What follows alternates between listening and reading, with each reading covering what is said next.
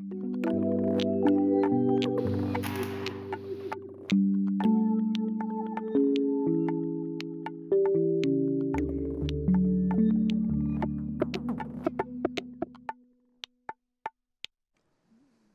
reforma trabalhista aprovada no Congresso deverá ter impacto direto nos sindicatos, já que acaba com o imposto sindical obrigatório, principal fonte de financiamento das centrais.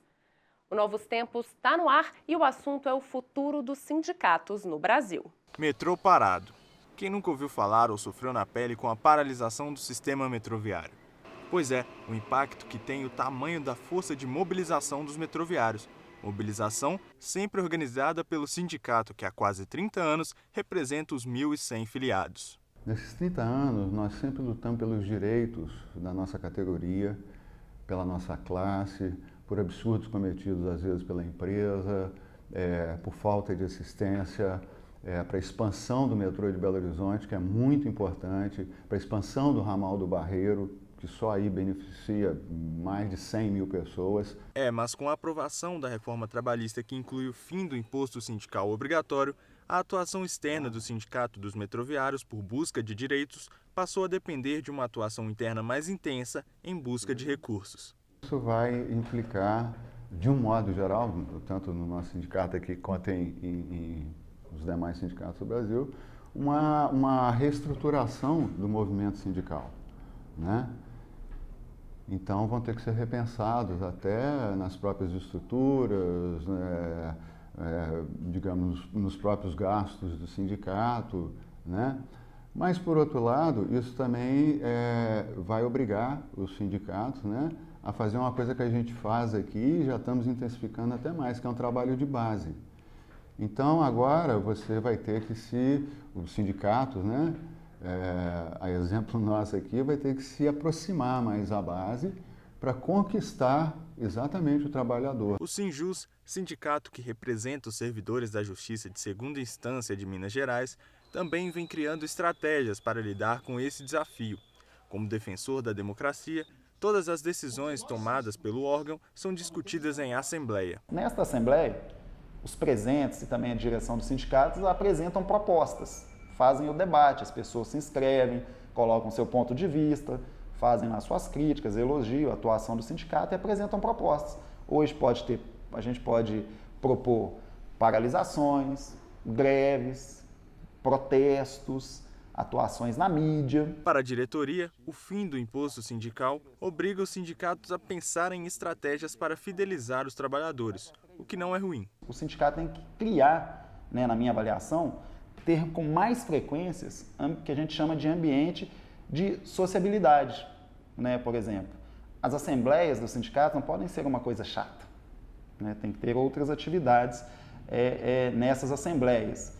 Atividades culturais, o sindicato deve incentivar e promover atividades culturais também, Atividades sociais, solidárias, campanhas de doação de sangue, de doação de alimento. O sindicato ele vai ter que ser, cada dia, mais um sindicato cidadão. Com o objetivo de informar os trabalhadores, se utilizando das novas tecnologias, o Sinjus tem um forte trabalho de comunicação. O sindicato ele precisa mobilizar através da comunicação, influenciar as pessoas. E quanto mais credibilidade nós tivermos, mais fácil vai se tornar essa mobilização. A gente é desafiado a produzir um conteúdo cada vez mais argumentativo, mais convincente, que tenha um impacto na vida das pessoas. As mídias sociais são aliadas no trabalho de divulgação de ações e propostas. A gente trabalha com o Facebook, evidentemente, com Instagram, com Twitter também. Mas, evidentemente, o site do sindicato é um grande multiplicador, é um carro-chefe hoje. Trabalhamos também com o WhatsApp, seja por grupos com servidores, seja o WhatsApp institucional. A Central Única dos Trabalhadores é a maior central sindical do país e representa mais de 22 milhões de trabalhadores, uma força de mobilização proporcional ao seu tamanho.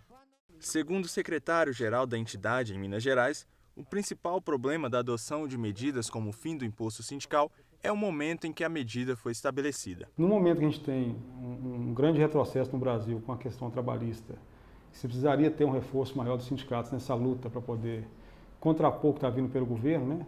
A gente poder fazer uma discussão séria de reforma trabalhista, reforma da Previdência.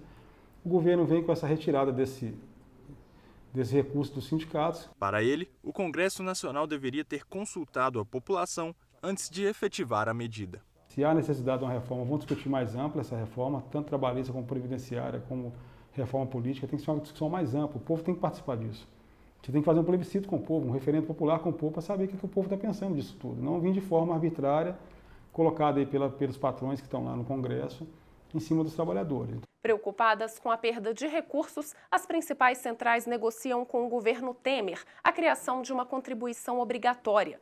De um lado, a resistência dos que sabem que muito dos 11.300 sindicatos dos trabalhadores brasileiros não tem qualquer representatividade. Do outro, o argumento é que sem a arrecadação, os sindicatos perderão força nas negociações. Assunto complexo que faz parte da nossa conversa de hoje. Por isso, eu e o professor Edivar Guimarães, representante do Ânima, Sistema Avançado de Formação da PUC Minas, recebemos a pós-doutora em Sociologia do Trabalho, doutora em Direito e professora da Universidade Federal de Minas Gerais, Daniela Muradas. Daniela, seja muito bem-vinda. Queria que a gente começasse falando sobre as formas de arrecadação dos sindicatos. Há formas variadas ou realmente a contribuição sindical obrigatória vai fazer muita falta? Muito obrigada, em primeiro lugar, né, pela honra de debater com vocês esse tema que é muito importante, que é do financiamento do sindicato. Bem, o sindicato brasileiro, para a gente compreender o sistema de financiamento sindical, nós temos que entender que o Brasil, ele adotou, desde o Estado Novo, um regime de imposto sindical. Pelo qual, né, o financiamento ele é feito pelos integrantes da categoria profissional, independentemente da filiação. E esse sistema, né, ele surgiu como um sistema que supunha um sindicato braço do Estado e, portanto, delegatário de poderes públicos e que, portanto, tinha que ser financiado através, né, de contribuições chamadas neocorporativas, né, que, enfim, estribam ou dariam condições financeiras para a execução dessas atividades. Ocorre que a Constituição de 88, ao estabelecer o princípio da proibição da intervenção do Estado no sindicato, já tinha criado um problema, né? Já criou em si um problema. Por quê? Porque ali já se estabeleceu uma tensão entre, né, aquilo que estava previsto, vamos dizer, na legislação corporativa e a nova Constituição Democrática. Para evitar uma maior tensão e não chegando, a Constituição de 88 é uma Constituição extremamente cidadã. Então, ouvindo aquele pensamento, aquela cultura de época sindical, entendeu? Houve, na verdade, a preservação da contribuição prevista em lei. E se aproveitou, na verdade, né, de um quadro de referências legislativas que veio do sistema corporativo e foram mantidos em todo esse período, ou seja, desde a promulgação da Constituição até agora, um sistema estribado, né, vamos dizer, no sistema da imposição do financiamento sindical. O universo que se tem hoje de financiamento vamos dizer, um universo estreito de financiamento a partir dos próprios associados. Nós temos índices de representatividade e de filiação baixos no Brasil, e um sistema grande de dependência de arrecadação através da contribuição sindical obrigatória. Então, esse é o quadro que nós temos hoje. A reforma trabalhista rompeu com a obrigatoriedade da contribuição sindical obrigatória. Eu estou me lembrando aqui dos anos 70, 80, a grande crítica que se fazia pelos trabalhadores aos sindicatos, aos seus sindicatos, era o peleguismo, né, que eles não representavam tanto os interesses da classe trabalhadora, mais do patronal ou do governo, né? Hoje, quais seriam as maiores críticas que os trabalhadores fazem aos seus sindicatos? Essa é uma crítica que hoje a gente vê muito, agora sim, recuperada, porque os sindicatos perceberam que sem um financiamento fácil, eles vão ter que, de fato, né, estabelecer... Voltar para suas bases, né? Exatamente, vão ter que voltar às bases e conquistar, na verdade, né, associados, ou, no mínimo, ainda que não associados, né, enfim, o interesse dos trabalhadores na contribuição e no financiamento das atividades sindicais. Pois é, professora, só que a gente está vendo que esse fim do imposto, ele pode promover aí, às vezes, uma faxina nos sindicatos de fachada, mas também pode abalar as negociações desse sindicato? Bom, em primeiro lugar, a gente tem que... o cenário sindical brasileiro ele é extremamente complexo. Ele é extremamente complexo por quê? Em primeiro lugar, ele é formatado para criar déficit de representatividades. Então, só para te falar, entre classes, porque no Brasil nós não temos só sindicato de trabalhadores, nós temos também sindicato de empregadores. Isso. Então, entre a classe sindical do patronato, os índices de representatividade chegam à quadra de quase 48%. E por quê? Porque os incentivos fiscais dados pequenos, empresários de pequeno porte, a lei do Simples, concede a esses integrantes da categoria patronal o direito a participar do sindicato sem ter que com ele contribuir. Por outro lado, o sistema de financiamento sindical para a classe trabalhadora impõe um financiamento independentemente da participação. É um sistema muito injusto. Ele já é perverso porque ele já induz, através dos mecanismos de financiamento, vamos dizer, taxas de participação ou de filiação que são extremamente distintas. Nesse sentido, nós estamos chegando ao final do primeiro bloco, eu queria que você voltasse àquela questão que você começou a falar. Quais seriam os principais impactos dessa reforma, que está por trás dela, sobre os trabalhadores e, sobretudo, agora estou discutindo aqui, sobre os sindicatos? O impacto financeiro é imediato. É imediato. E mais do que isso, eles estão negociando com o Pires na mão. Porque a reforma trabalhista foi aprovada e, nos termos já aprovados, qualquer contribuição para o sindicato tem que ser autorizado pelo empregado. Então, portanto, até mesmo previsões negociais coletivas, né, de taxas assistenciais vão depender da vontade individual do trabalhador, segundo a reforma trabalhista. Vontade ou consciência, né? Exatamente, porque isso é uma coisa muito importante também. Nós discutimos de modo muito raso o sistema sindical brasileiro. Né? Por exemplo, o sindicato cartorial que existe, que é o sindicato pelego, né? O sindicato que é criado só para arrecadar fundos. Bom, esse sindicato, ele também disputa, ou ele surge em razão da falta de disputa política interna dele. Ou seja, de uma apatia com relação... Então tem espaço, né? Exatamente, ele tem espaço. Então, uma apatia social, né? Que, com relação àquele espaço de discussão e de solução da... Além disso, nós temos outros tantos sindicatos que são desestruturados financeiramente por meio de instrumentos de intervenção do Estado na atividade sindical. Só para te adiantar, nós temos no Brasil uma unicidade sindical estabelecida na Constituição, mas um pluralismo real, efetivo de sindicatos, porque eles são fragmentados. E se estão fragmentados, né, se não há uma unidade dentro desses sindicatos, você já tem o quê? Em primeiro lugar, uma ausência de cimento social, né, e que está cada vez mais esvaziando os sindicatos nas suas categorias tradicionais. Estão sendo, vamos dizer assim, proliferam sindicatos que não têm, na verdade, base ou realidade com a sociedade, no caso, por exemplo, da reforma trabalhista. A expansão da terceirização que ela promove é um estrago, assim, da maior gravidade no sindicato brasileiro. Daniela, a gente vai continuar esse assunto no próximo bloco, porque a gente vai fazer um rápido intervalo e volta já já.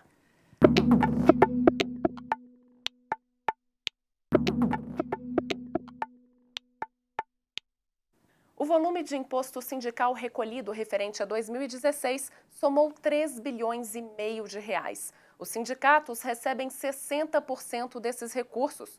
O restante é dividido entre federações, confederações, centrais sindicais e Ministério do Trabalho.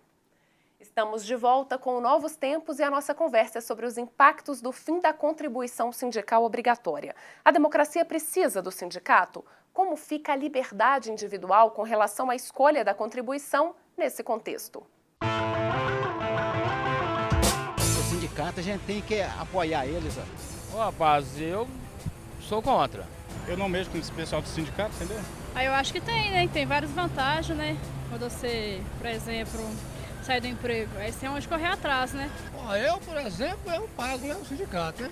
Você paga o imposto sindical por mês, tem vezes que eles não resolvem nada. Se você não contribui com o sindicato, você vai recorrer aonde, né? A causa trabalhista, eles estão por dentro. Sei lá, né? Eles pagam o sindicato que é bom pra gente. Toda a vida eu paguei, né? Desses contas, direto. Tem gente que talvez não entende nada de causa trabalhista, vai no sindicato, passa a compreender. As opiniões são variadas e a gente continua a nossa conversa sobre o futuro dos sindicatos com a aprovação do fim da contribuição sindical obrigatória. Nossa convidada de hoje é a pós-doutora em Sociologia do Trabalho, doutora em Direito e professora da Universidade Federal de Minas Gerais, Daniela Muradas. Daniela, há a tendência de sindicatos que representam a mesma categoria se fundirem diante dessa não obrigatoriedade de pagamento? Olha, na verdade, né, vai ter que existir um sistema de racionalização, em primeiro lugar, da própria luta de classe. Ou seja, a classe trabalhadora vai ter que enfrentar, pela primeira vez, uma discussão que nós vamos ter que nos organizar de modo unitário para enfrentar uma cadeia produtiva que está totalmente desconcentrada, à medida em que a reforma trabalhista permite, né, e assenta a situação do trabalho terceirizado, desconcentrado em cadeias produtivas, né, que há involuções ou que se propõem involuções no campo fiscalizatório, né, das barbáries que são ocultadas dentro dessas cadeias produtivas, e o sindicato se faz mais do que necessário neste momento, ele se faz indispensável. E é interessante que a democracia, especialmente a democracia brasileira, ela não, por um lado, né, ela ficou, ela deu voz a esse sindicato, reconheceu esse sindicato, mas por outro lado, nós temos uma estigmatização das atividades sindicais que infundiu em parte da sociedade, vamos dizer, uma mentalidade quase de criminalização de ações sindicais no Brasil. Isso é muito interessante porque isso traz um impacto do ponto de vista sociológico, né, na exata dimensão da consciência da representatividade. Muitos, especialmente uma classe média brasileira, entendeu? Detentora de capital cultural, como bem dizia, né, Bourdieu, enfim, o Gessé, né, enfim, Gessé Souza diz, né, e que não se reconhece na figura do sindicato. E a reforma trabalhista faz uma das mais altas, graves antissindicalidades. Fala o seguinte: você que recebe até o dobro, mais do que o dobro do teto de benefício previdenciário, e tem título superior, você pode negociar diretamente com seu patrão, independentemente do sindicato. Essa é uma das maiores antissindicalidades que eu já vi em termos de legislação do trabalho, porque o meu eu individual não pode passar por cima do ser do sindicato. É nesse sentido, Daniela, que eu queria, assim, diante do que nós estamos percebendo, que está por trás dessa reforma aprovada, dos seus interesses, o que você já percebe de reação do ponto de vista dos trabalhadores, mas sobretudo o que nos interessa nesse programa do sindicato? O que eles estão mexendo, o que você percebe que está de mudanças e se há, de fato, a previsão de um acirramento da luta de classe? O sindicato foi surpreendido, né? De um certo modo, o sindicato foi surpreendido, porque o ritmo da reforma trabalhista, né, ele foi um ritmo assustador. E mais do que isso, o processo legislativo dele não respeitou parâmetros mínimos de diálogo social. Então, portanto, a classe trabalhadora, me parece que ela está ainda, vamos dizer, em situação, ainda a ficha não caiu de todos os potenciais, todas as consequências, né, que essa reforma trabalhista vem lhes impor. A primeira delas que eles já estão atentos e em negociação é a situação do financiamento sindical. Já está tramitando uma ação direta de inconstitucionalidade, eles já estão em negociação com o governo, já houve uma reclamação junto à Comissão Interamericana de Direitos Humanos, mas há outros aspectos que são tão ou mais importantes do que o financiamento que estão em jogo, que é exatamente a briga pela real representatividade. Nós estamos com um sindicato absolutamente entrincheirado por um processo muito claro de mecanismos institucionais de fragilização em todos os aspectos, desde a base, desde o esquema de sua representatividade, aos sistemas de financiamento, aos papéis que ele vem desempenhar no campo da negociação coletiva, né? E sem assegurar os exercícios plenos dos direitos de resistência, os direitos de greve, os direitos de ocupação, os direitos de, enfim, de informação da sociedade. A sociedade não tem informação a respeito das pautas. Isso é muito grave. Por isso é tão importante programas como esse, com espírito universitário, porque a sociedade brasileira sequer soube quais foram as pautas reivindicadas na greve geral do dia 28. Né? Então, isto faz com que a gente tenha um grande déficit democrático dentro dos sindicatos. Por quê? Porque há um grande déficit, na verdade, dos sujeitos se situarem dentro da topografia social. Daniela, vamos ver o que os internautas estão comentando? Vamos, professor, sobre isso na internet? Agora é a hora do nosso quadro, hashtag.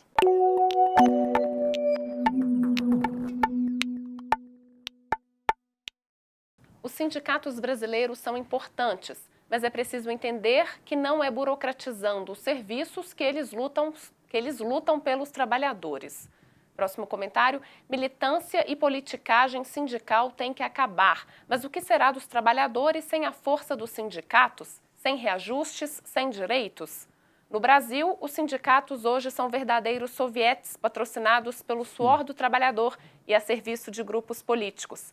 Para terminar, os sindicatos têm um papel fundamental na organização da classe trabalhadora, no fortalecimento da democracia e ampliação dos direitos. Bem, a gente está vendo aqui referência até à Revolução Russa, né? Pois é aquilo que a gente falava, né?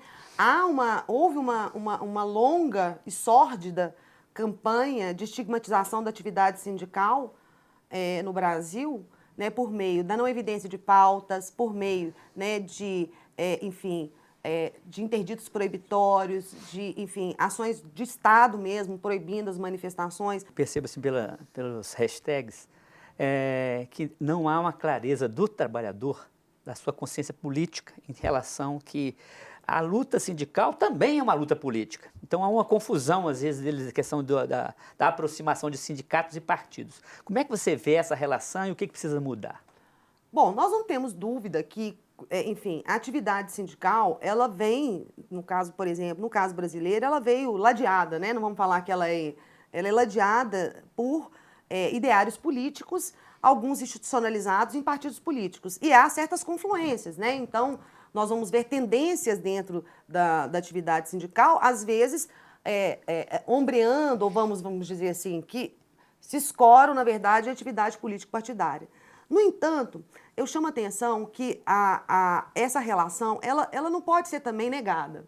Né? Ou seja, a existência da atividade política do sindicato ela é importante, mas não no sentido político-partidário, mas no sentido de alargamento de suas pautas, para que interesses maiores da sociedade, que são defendidos às vezes num plano mais largo, de planos políticos ou projetos políticos mais largos, venham ser também pautas do sindicato. Né? Por exemplo, políticas inclusivas, né, das pessoas com deficiência, das mulheres, dos jovens para o primeiro emprego, dos idosos, enfim, esses problemas que são problemas que devem ser também, são interseccionais, né, problemas de raça, de gênero, que são interseccionais dentro da classe trabalhadora, eles têm que compor um sindicato. E nesse aspecto o sindicato tem que despolitizar mais. Eu não sei se ele tem que andar do lado do sindicato. O que ele tem que fazer é ficar longe do Estado. Porque, como muito bem disse Trotsky, num texto de 1940, quando o sindicato ele se miscui e adentra, né, dentro do aparato do Estado,